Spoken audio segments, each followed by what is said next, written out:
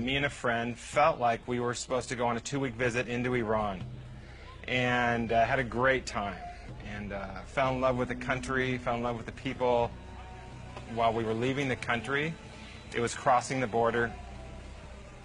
We hand in our documents to be stamped out of the country, and we didn't get them back.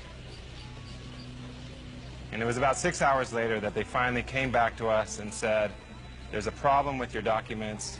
And the reality is that I had dealt with before I went, like, what if you have a problem? What if there could be complications being an American? Yeah, it all came to the surface. And I realized, wow, I could really have a problem like this. Is for real. And yeah, in my walk with the Lord and in many dangerous places, I've always seen God come through. And all of a sudden, the thought hit me, well, what if this is different?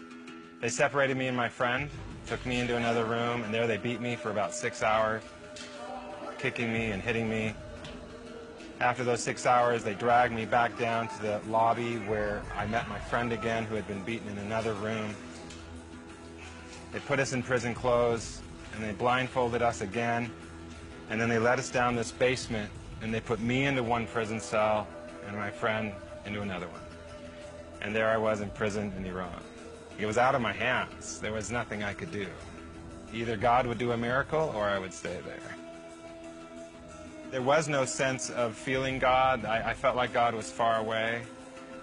All I could really trust in was His character, and that His character would be true no matter what I was feeling and no matter what circumstance I was going through. They put me in a cell in isolation, had a light in one corner, and that was on 24 hours a day.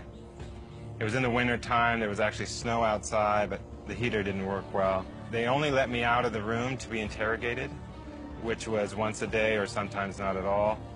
And then they would lead me down this hallway and take me into the interrogation room, which was an ugly room. It had blood stains on the floor, very dark and murky. It was definitely the most terrifying part of the whole experience. The beatings would start, and it would be slapping in the face, hitting in the stomach, sometimes kicking. I struggled with faith. Was God with me? Did He love me? If God's good, why would He allow me through the situation? And I remember one day I woke up, and I was done, inside. And I remember waking up that day thinking to myself, if I'm going to be here the rest of my life, why not check out? My only thought was not to stay there. And the only way not to stay there was to die. I stuck my head in the sink, I filled it up, and tied one end to a bracket, put it over my head, and then hopefully would tie the other end tight, thinking that, with my head in the water, in a few minutes I'd be gone. 4 times I tried to kill myself, but every time I tried, I was too scared to tie the other end. And I'll never forget the last time. Again, I tried. Again, I was like, come on, do it. And again, I just couldn't do it. I couldn't tie it tight. And I remember at that moment jerking my head out of the water. And if I was ever aware of my brokenness, I was aware of it at that moment. And I remember falling down on the ground, and I was broken. And if I was ever aware of my shame, I was aware of my shame at that moment. And I remember lying down on the ground. In that moment, all of a sudden, the room fills with this glorious light. And I turn around to see what's going on, and there is Jesus. And He's standing in front of me with this big grin and smile on His face. And it was at that lowest point that He met me.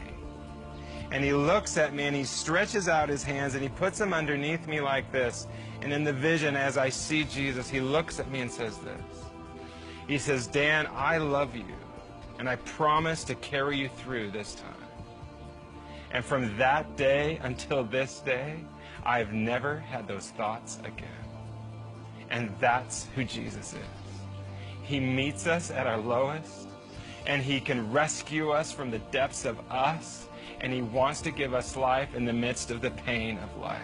And He meets us, and He loves us, and He wants to rescue us no matter what we're going through. God began to challenge me with His love for our enemies. And He said this, He's like, Dan, ask me what I think about this man. And he asked me the question about the man who was my interrogator, the man who beat me, the man who seemed to hate me the most. And it was a few days into it that I finally asked God, okay, yeah, what do you think of this man? And at that moment, yeah, my heart opened up and I began to see God's love for this man. How he loved him from the beginning, how he made him, how he loved his family. And I'll never forget the last day I saw him. I remember on this day thinking, oh my gosh, what's he going to do today? And at that moment, I remember looking at him and I said this. I said, sir, if I'm going to see you the rest of my life, every day, why don't we become friends?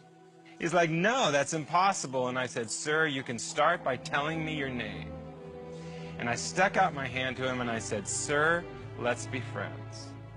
And as I stuck out my hand to shake his hand, he just stood there and he froze. And after a few minutes, he started to shake. And then all of a sudden, I saw his hand creep towards mine, and he shook my hand.